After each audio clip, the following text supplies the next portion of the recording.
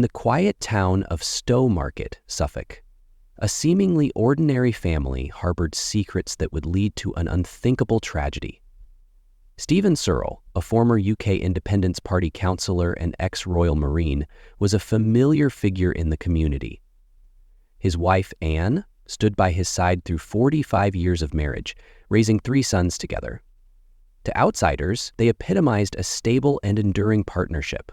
But beneath this facade, tension simmered. In April 2017, Stephen began an affair with Anastasia Palmiateva, the partner of their son Gary. By June, Anne discovered the betrayal, shaking the family's foundation. Months later, on December 30, 2017, a domestic dispute escalated fatally. Stephen strangled Anne in their home, later calling emergency services to confess. "I've just killed my wife." This case raises haunting questions. What drives a husband and father to commit such a heinous act? How does a family cope with the dual loss of both parents in such a manner? Join us as we delve into the intricate details of the Searle family tragedy, exploring the events that led to this devastating crime and its profound impact on those left behind.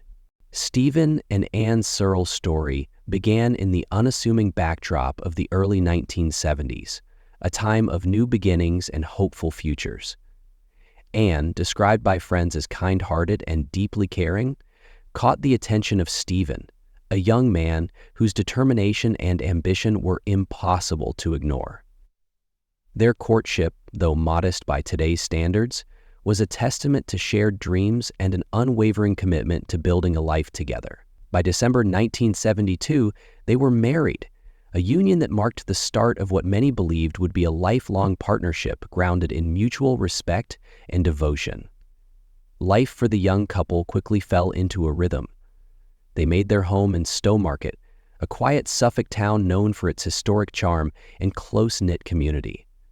Anne dedicated herself to creating a stable and loving environment. She was the quintessential matriarch, the kind of woman who remembered birthdays, kept family traditions alive, and always ensured there was a warm meal on the table. Stephen, meanwhile, had his eyes set on service, both to his family and his country. Stephen's career with the Royal Marines became a defining chapter of his life. For over 3 decades, he served with discipline, precision, and loyalty, attributes that reflected not only in his work, but also in his interactions with those around him. The Royal Marines demanded the best of their recruits, and Stephen met the challenge head-on. His time in the military was marked by rigorous training, long absences from home, and experiences that, while unspoken, likely left an indelible mark on his character. For Anne, Stephen's military career was a double-edged sword. She took immense pride in his accomplishments, often telling friends about his dedication to duty. Yet, his frequent deployments meant that much of the responsibility of raising their family fell squarely on her shoulders. She became the steady anchor in their household, juggling the challenges of parenting with grace and fortitude. As the years passed, Stephen and Anne's family grew to include 3 sons, Gary, Christopher, and Stephen Jr. Each brought their own energy and personality to the family dynamic, turning the Searle household into a lively and bustling environment. The boys were close in age, and their formative years were marked by the kind of camaraderie and mischief typical of siblings. Anne was their constant, nurturing, guiding, and instilling in them a sense of right and wrong. Stephen, while more reserved, provided structure and discipline, ensuring that his sons understood the value of hard work and respect. Despite the challenges of balancing a military career with family life, Stephen's homecomings were moments of celebration. Anne would go to great lengths to make these occasions special, bringing the family together around the dinner table to share stories and laughter. Neighbors often remarked on the warmth of the Searle household, noting that despite their occasional hardships, the family appeared to embody resilience and togetherness. In the mid-2000s, Stephen retired from the Royal Marines. For many men like him, retirement marked a significant transition, a shift from the structured life of service to the uncertainty of civilian routines. For Stephen, this transition took the form of a new venture: local politics. In 2013, he was elected as a councillor for the UK Independence Party, UKIP, in Suffolk. His political career was an extension of his sense of duty, providing him with a platform to serve his community and remain active in public life. However, as with any new endeavor, Stephen's foray into politics came with its own set of challenges. The demands of his role often required long hours and unwavering focus. While Anne supported his ambitions, attending public events by his side and encouraging his efforts, the strain of his absence began to resurface. The couple, who had weathered decades of change together, found themselves navigating a new dynamic, one in which their roles and priorities often clashed. Their sons, now grown, pursued their own paths in life. Gary, the eldest, settled into a relationship with Anastasia Pomiateva, with whom he shared at least one child. Christopher and Stephen Jr. maintained strong ties to their parents, visiting frequently and participating in family gatherings. Despite their individual pursuits, the Searle family maintained the appearance of a close-knit unit, bound by shared history and tradition. But as time passed, subtle cracks began to appear in the foundation of their seemingly strong marriage. Stephen's authoritative demeanor, once a strength, at times overshadowed the softer, more nurturing aspects of family life. Anne, ever the peacemaker, often found herself mediating tensions between her husband and their sons. The demands of Stephen's public life only added to the strain, creating a distance that, while invisible to outsiders, began to grow within their private lives.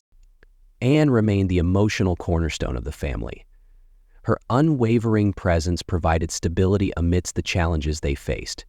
She was the one who remembered every birthday, organized family holidays, and maintained the traditions that kept them connected. Friends often remarked on her strength and her ability to hold the family together, even when times were tough. As Stephen became more engrossed in his political career, Anne found herself increasingly isolated. The couple's conversations, once filled with shared dreams and laughter, became focused on logistics and obligations. Yet, despite these challenges, they continued to present a united front. To those around them, the Searles were the epitome of a long-lasting partnership, proof that love and commitment could endure. But behind the walls of their Stowmarket home, the reality was far more complex, lingered beneath the surface. The pressures of public life combined with personal strains began to take their toll. Anne's role as the family's emotional anchor became both a source of strength and a heavy burden, one that she carried with quiet determination. The Searle family, with its rich history and seemingly unbreakable bonds, stood on the edge of a precipice.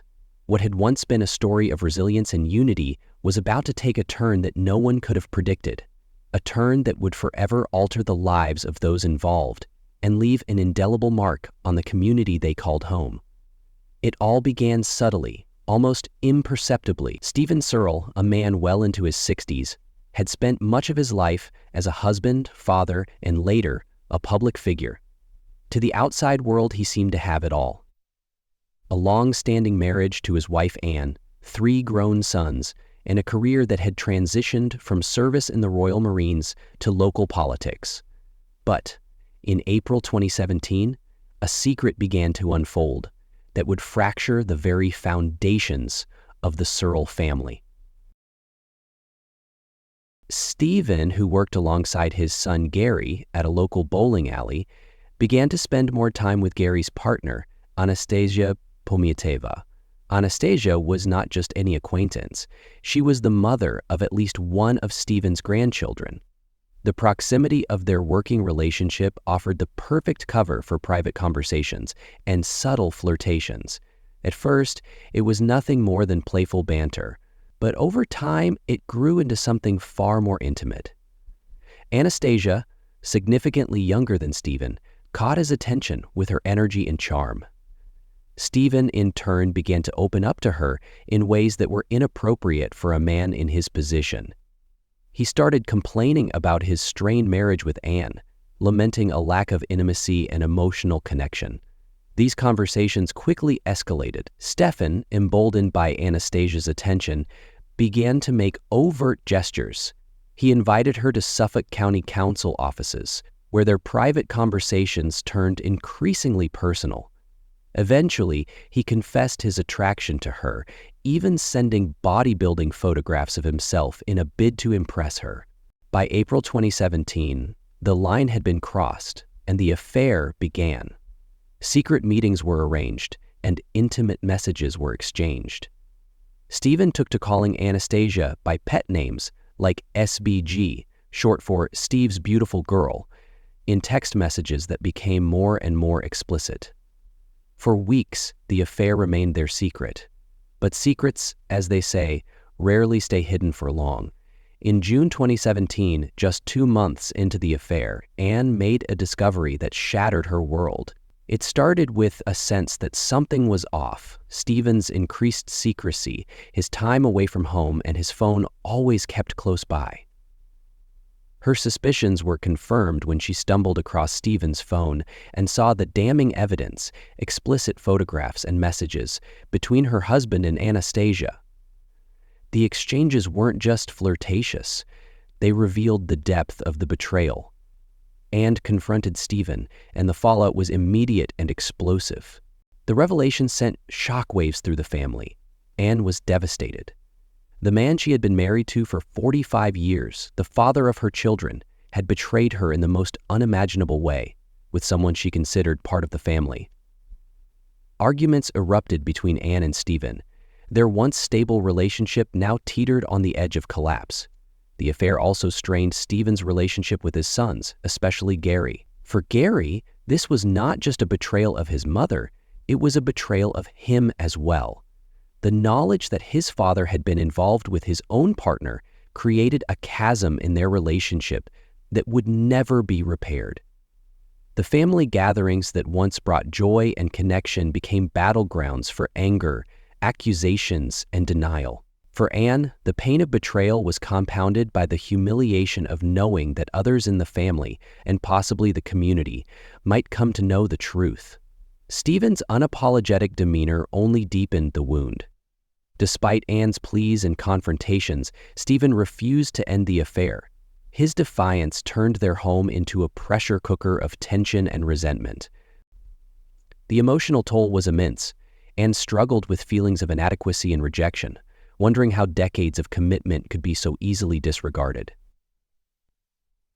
With Stephen, the affair seemed to invigorate him, almost as if he had shed the responsibilities of his age and embraced irrevocably broken. By the summer of 2017, the atmosphere in the Searle household was fraught with conflict.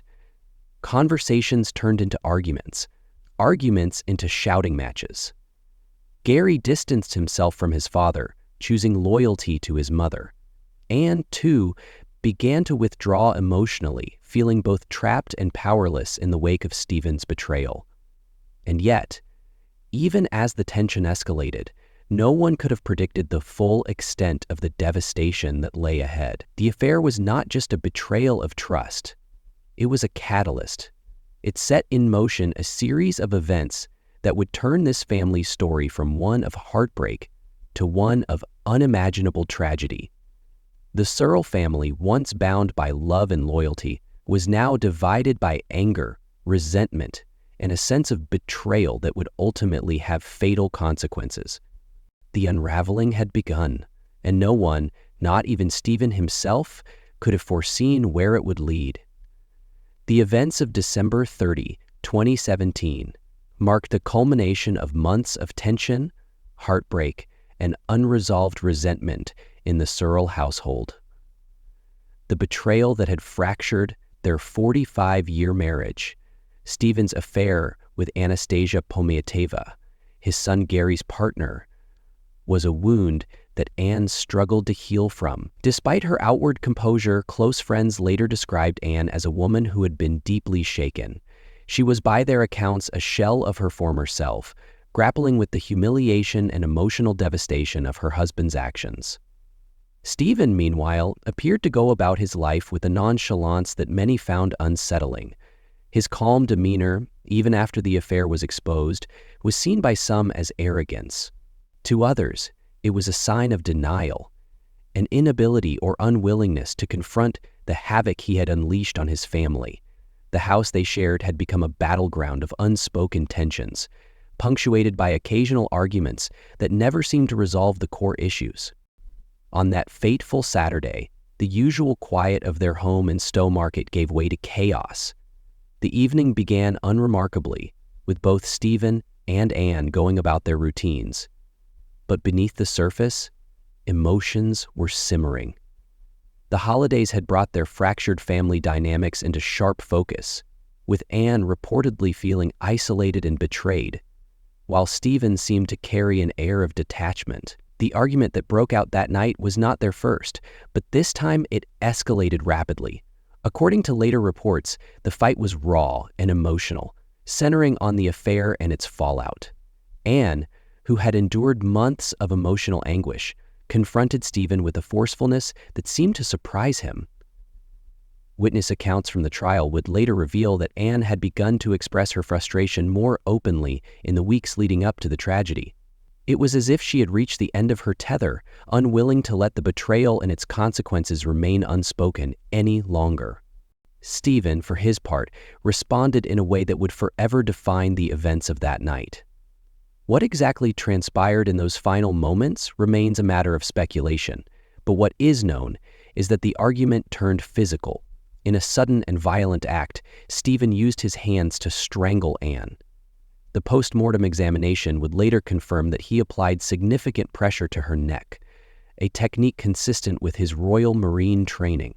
It was an act that required intent and control, not a spontaneous or accidental burst of violence.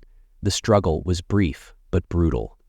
Anne, at 62, was no match for Stephen's physical strength. The scene in their living room would later be described as chillingly silent, with no evidence of prolonged resistance. The violence ended as quickly as it had begun, leaving Anne motionless on the floor. At 10:19 p.m., Stephen made the call to emergency services. His voice, captured in the recording, was unnervingly calm, as though he were reporting a minor incident. The operator's initial reaction to his words, "I've just killed my wife," was one of shock and disbelief. When asked to clarify, Stephen repeated the statement, providing their address in Stowe Market, with a detachment that would later be scrutinized in court. He offered no explanation, no justification, and no sign of remorse. Emergency responders arrived minutes later to a chilling scene. Anne's body lay in the living room, lifeless. Paramedics attempted to resuscitate her, but their efforts were in vain. The official pronouncement of death confirmed what Stephen had already confessed. Anne was gone. The attending medical examiner later revealed that her cause of death was compression of the neck, leaving no ambiguity about the violent nature of her passing. For investigators, the circumstances surrounding Anne's death were both straightforward and deeply unsettling. Stephen's calm demeanor during his arrest stood in stark contrast to the brutality of his actions. Officers who escorted him from the scene noted his lack of visible emotion, a detail that would later be brought up during his trial.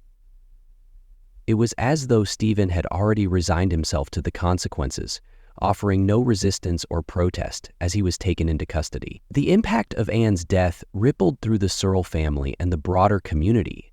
Friends and neighbors who had long regarded Stephen and Anne as a stable couple struggled to reconcile their memories with the grim reality of the crime. To them, Stephen had always been a figure of authority and respect, a former Royal Marine, a local politician, and a family man.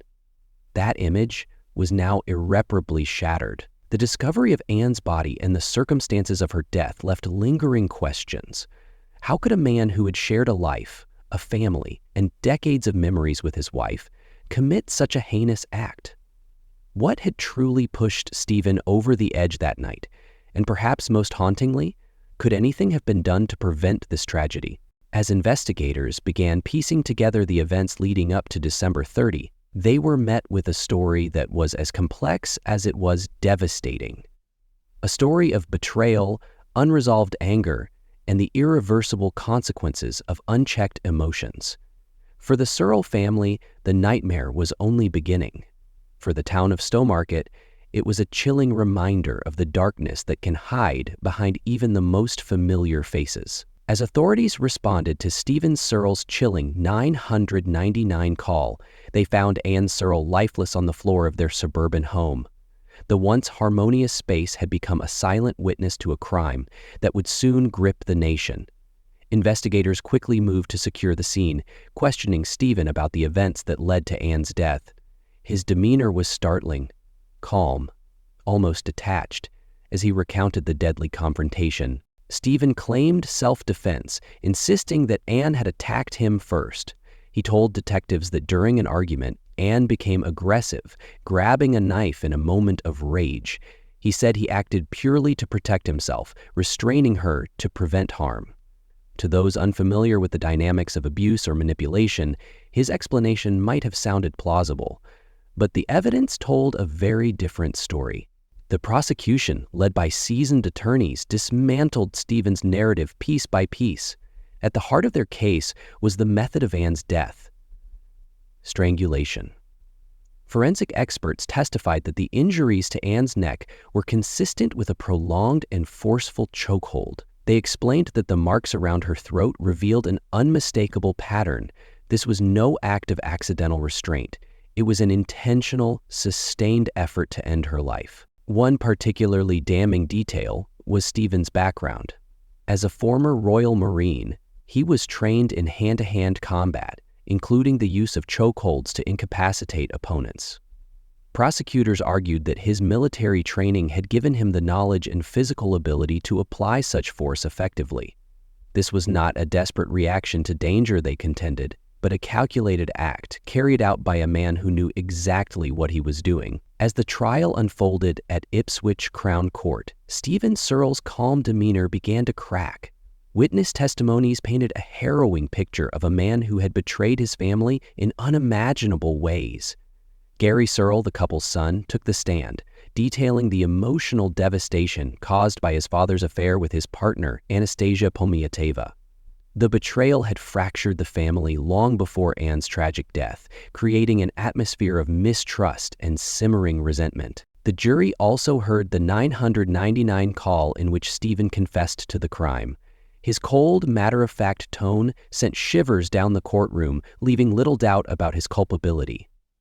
When asked by the operator what had happened, Stephen had replied bluntly, "I've strangled her."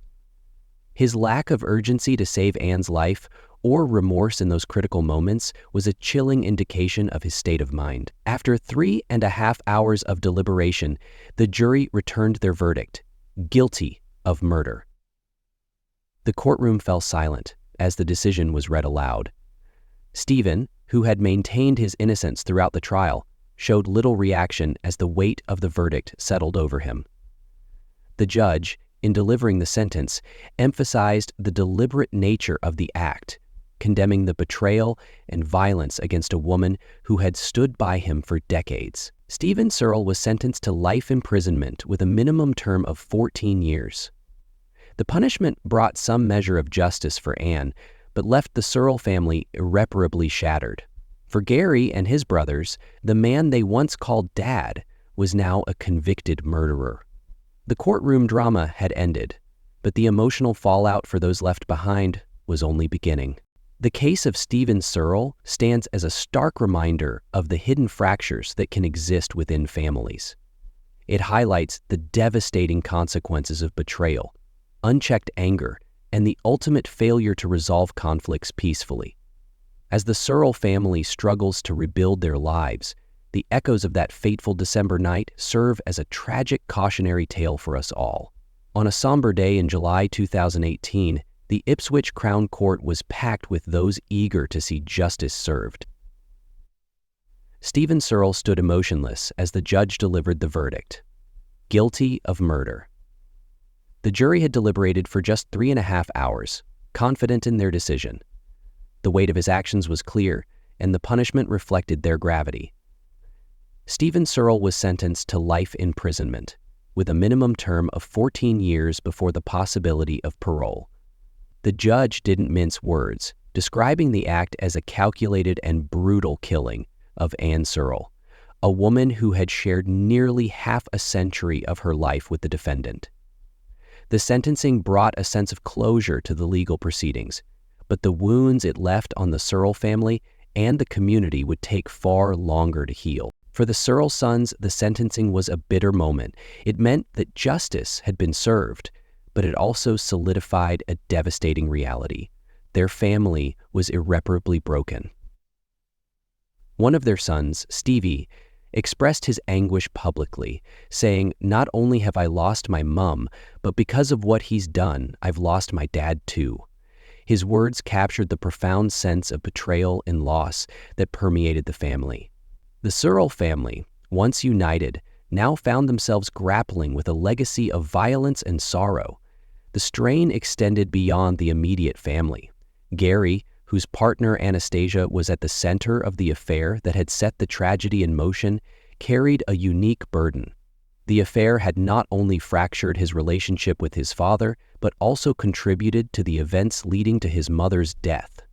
As the courtroom emptied and the story moved from the headlines to the memories of those who followed it, the Searle family was left with the task of piecing their lives back together, a process overshadowed by unanswered questions and the scars of betrayal. The murder sent shockwaves through the tight-knit community of Stowmarket. Stephen Searle, once regarded as a respectable figure, a politician and ex-military man, was now remembered as a man capable of unimaginable violence. The crime was a grim reminder that even those who project stability and respectability can harbor dark impulses. Neighbors and acquaintances were left reflecting on the fragility of appearances. Many struggled to reconcile the man they thought they knew with the one described during the trial. In interviews, some expressed sorrow for Ann and her family, while others grappled with anger and disbelief. One resident remarked, "He was always polite and personable. To think he was capable of this is beyond comprehension." The local council, where Stephen had once served as a UKIP member, distanced itself from him entirely, issuing a statement condemning his actions. The tragedies sparked discussions about domestic violence, betrayal, and the long-term impact such acts have on families and communities. In the years since the crime, the Searle case has served as a sobering cautionary tale. It's a story of how hidden tensions and unresolved conflicts can escalate into irreversible tragedy. For the community of Stowmarket, the echoes of that December evening in 2017 remain a painful reminder of what was lost, and a call to vigilance for recognizing the unseen struggles that can exist behind closed doors. The tragic case of Stephen Searle serves as a haunting reminder of the devastating consequences of betrayal and unchecked domestic conflict. What began as a seemingly unshakable marriage of 45 years, built on the foundation of shared memories and family bonds, unraveled in the wake of infidelity, secrets, and unresolved tensions. Ann Searle, a devoted wife and mother, lost her life at the hands of the man she once trusted most. For Stephen Searle, his actions not only ended Ann's life, but irrevocably shattered his family, leaving his sons to grapple with the emotional wreckage of losing both parents, one to murder, the other to prison. This case underscores the fragility of familial trust. Betrayal, particularly within close family dynamics, creates emotional fractures that, if left unaddressed, can fester and lead to catastrophic outcomes. Stephen's affair with Anastasia, his son Gary's partner, introduced a betrayal that was not merely personal, but intergenerational, affecting the fabric of the entire family. The subsequent tensions and confrontations were not isolated moments of discord, but part of a larger, unresolved conflict that ultimately erupted into violence. The implications of this tragedy extend beyond the Searle family. It serves as a stark reminder of the importance of addressing domestic issues before they escalate. Whether through open communication, seeking professional counseling, or involving support networks, the ability to confront and resolve personal and familial problems can mean the difference between reconciliation and irreversible loss. In Anne's case, the warning signs, betrayal, anger, and escalating confrontations were present but unheeded, leading to a night that forever altered the lives of all involved. As we reflect on the life lost and the family left in turmoil, one question lingers. Could this tragedy have been prevented? While we may never fully understand the motivations behind Stephen's actions, this case challenges us to recognize the importance of vigilance and intervention in domestic situations that show signs of strain. The Stephen Searle case is a sobering reminder that behind the closed doors of seemingly ordinary families, unresolved conflict can lead to devastating outcomes, making it all the more critical to address such issues before they spiral out of control. Thank you for joining us on this journey through the tragic case of Stephen and Anne Searle, a story of betrayal, loss, and the devastating consequences of choices made in the shadows. If this story resonated with you or left you with questions, let us know your thoughts in the comments below. What do you think could have been done to prevent such a tragedy? And if you're drawn to unraveling more stories like this, where the truth unfolds in unexpected ways, don't forget to hit that subscribe button and turn on notifications.